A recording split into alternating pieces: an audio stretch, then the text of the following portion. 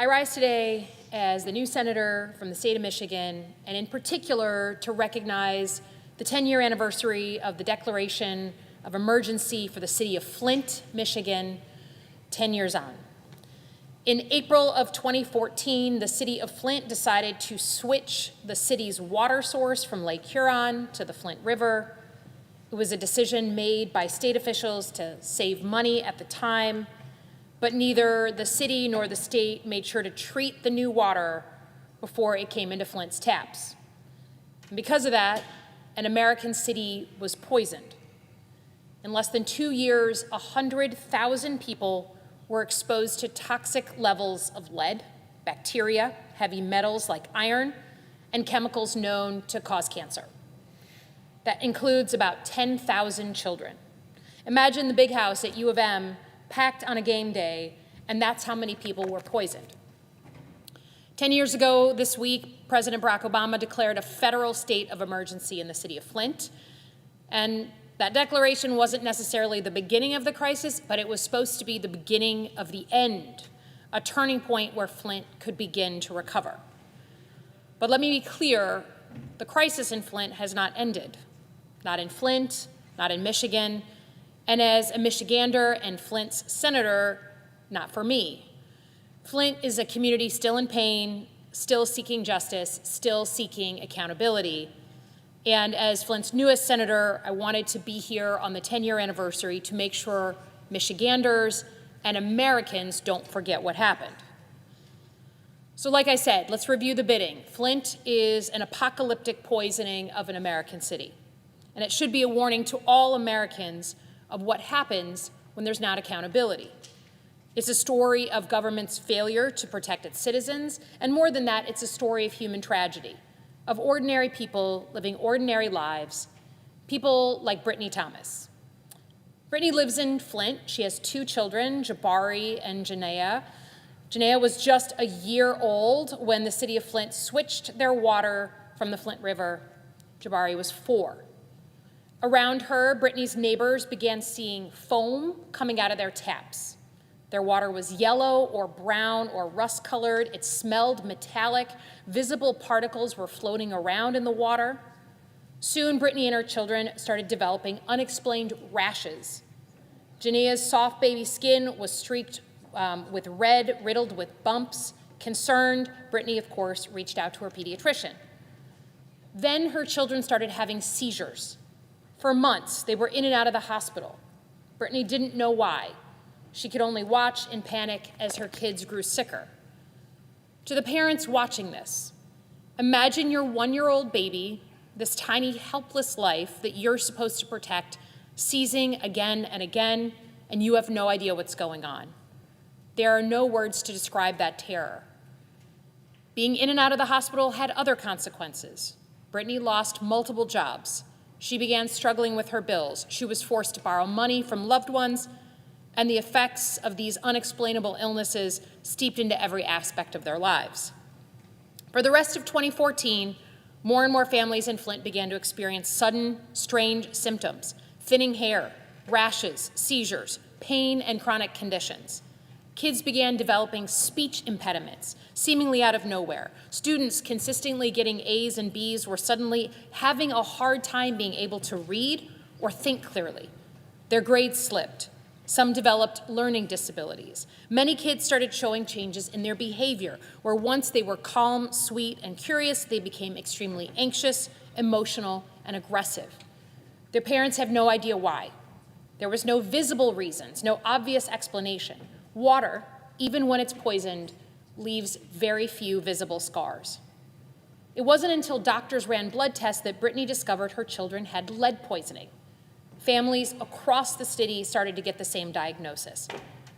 But that wasn't enough of an explanation. Brittany knew it. So did other parents. And they suspected there was a link between their kids getting sick and the brown water coming out of their taps. So they began demanding answers. They raised issues with the city council, with county leadership, with state officials. Every time they got the same response: our tests are showing that the water is just fine. Others waved off the signs. Flint is a poor city. Its residents are mostly African American. It was way too easy for leaders to just shrug and look away. Sometimes people actually laughed. Some parents were spending days at a time in the hospital. They were living a nightmare, and they were asking their leaders for help. And instead of getting answers and support, they were dismissed. Brittany and other parents, including Melissa Mays and Leanne Waters, wondered if the city's tests were actually accurate. They decided to test the water for themselves. So in January of 2015, they got boxes of test kits and instructions from a lab supervisor from Flint's water treatment plant. They paid for it with Melissa's tax refund. The accepted limit on lead for drinking water is 15 parts per billion. One home, the home of Leanne Walters, showed a test reading 104 parts per billion. Leanne tested her water again a few weeks later. This time it jumped to 400 parts per billion. And the water her kids were drinking, bathing in, brushing their teeth in, contained more than 25 times the amount of lead that is safe for children. Terrified and frustrated, she called the EPA to complain. She reached a researcher named Miguel Del Toro, who began investigating. Over the next few weeks, Miguel asked Michigan's Department of Environmental Quality over and over again whether Flint's water had been treated properly. First, they said it had been treated. Then they admitted it hadn't. Miguel couldn't believe what he was hearing.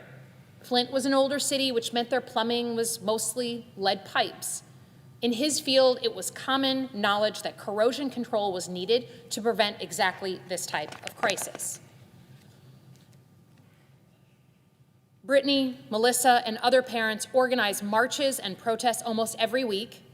In July, over 500 people marched 70 miles from Detroit to Flint. Everyone from local media to international press to Hollywood directors started paying more attention.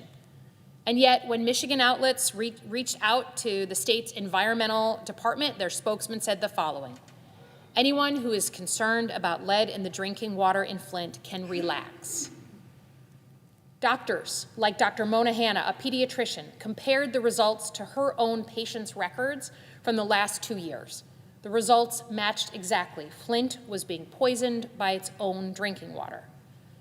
Dr. Mona and other doctors teamed up with parents to shine a light on these results, and they talked to anyone who would listen. It's an important lesson in banging pots and pans until you get the help you need. But it took almost 2 full years of advocacy and fight from Flint's parents for their kids to get this declaration of an emergency. During those 2 years and beyond, the scale of the government's deception started coming out. Detroit press reported that the city had known about the risk to the water before they even switched the source. A city report back in 2011 had identified the Flint River as corrosive, in need of special chemicals. Both city and state officials reported that as early as 2013, a year before the city water switched. But Michigan's own state environmental department had been doing exactly what they accused others of doing, manipulating data. They had changed city reports to make the lead levels look within acceptable levels. The state's tests, which they had cited for months to discredit the Flint parents, were revealed to have been cherry-picked. Meanwhile, federal reports of lead in Flint's water had been buried by senior officials at the Environmental Protection Agency until Miguel, that one researcher we spoke about, risked his job and leaked the reports to press. Starting things off, 12 people died from Legionnaire's disease alone. In fact, Flint knew how to fix these problems before they even changed the water and did it anyways. Treating Flint's water would have cost approximately $60 a day. For $60 a day, officials could have prevented 100,000 people from getting poisoned. Now, what has that led to? Flint's advocacy changed more than just the city's water source. It changed Michigan. Michigan is the Great Lakes state. Water is part of our core identity, and we've always seen ourselves as protectors of our nation's water. Threats to our water are threats to our very identity as Michiganders. To be frightened of our water hits at the core of who we are. But Flint helped us realize that protecting water doesn't just start and stop at the Great Lakes. It includes the water around us in our rivers, and in our taps. Because of Flint, Michigan is now a powerful voice speaking out on the issues like PFAS and chemical contamination, river pollution. Republican or Democrat, Michiganders see themselves as stewards of all of America's water, no matter where it flows. And it's no exaggeration to say that Flint changed our country. More than 10 years after the crisis in Flint, billions of dollars have been spent going to American cities to swap out lead pipes, including hundreds of millions for Michigan, secured by Senators Debbie Stabenow and Gary Peters. The issue of aging lead pipes drew national attention. Cities in New Jersey, Colorado, Kentucky began replacing their aging pipes. In 2018, Michigan became the first state to require the removal of all lead pipes. And citizens were empowered to hold elected officials accountable for environmental negligence rather than just companies. But all of that is, frankly, cold comfort to the people of Flint. In their community, the damage has been done. More than a decade later, it's still ongoing. An entire generation of Flint's children still live with the long-term effects of lead poisoning. It never leaves the body. Learning disabilities, ADHD, anxiety and depression, not to mention PTSD. Studies estimate that roughly 3,000 children have been diagnosed with these conditions and more. The actual number could be much higher. Flint schools paid a heavy price. Test scores dropped dramatically. Special needs requests spiked. Enrollment in Flint schools plummeted from 8,500 students in 2012 to less than 3,000 this year. More than 20 school buildings are sitting empty. Both Brittany's kids still suffer from recurring seizures, almost 12 years after the crisis began. Her son, Jabari, has extreme anxiety and issues with his memory. He began struggling in school. Around her, Brittany's friends and loved ones now have chronic, incurable conditions. Children whose kidneys are so damaged that they are in constant risk of severe dehydration, women with repeated and above normal miscarriage rates. Teenagers with hardened heavy metals deposits in their heels and in their knees, making it painful to sit or stand. Parents with a slew of autoimmune disorders, lupus, rheumatoid arthritis.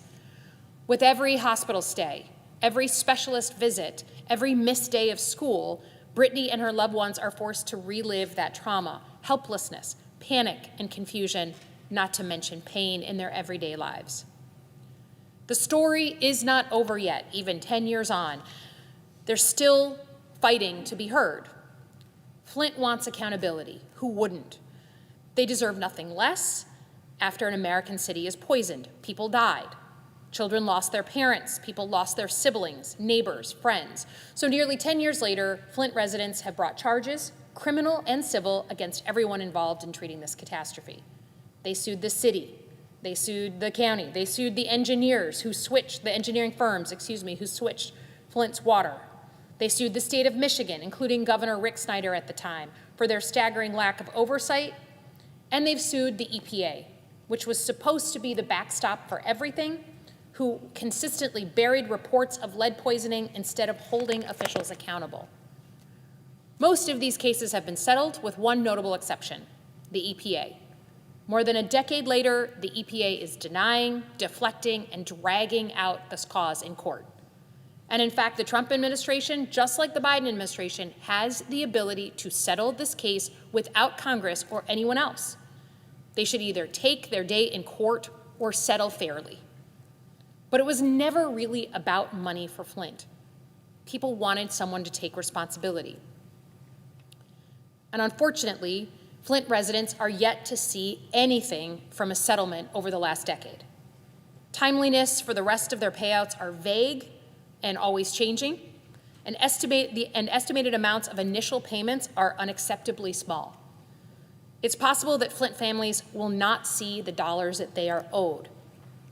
No apology, no amount of assigning blame, and certainly no amount of money can make Flint whole.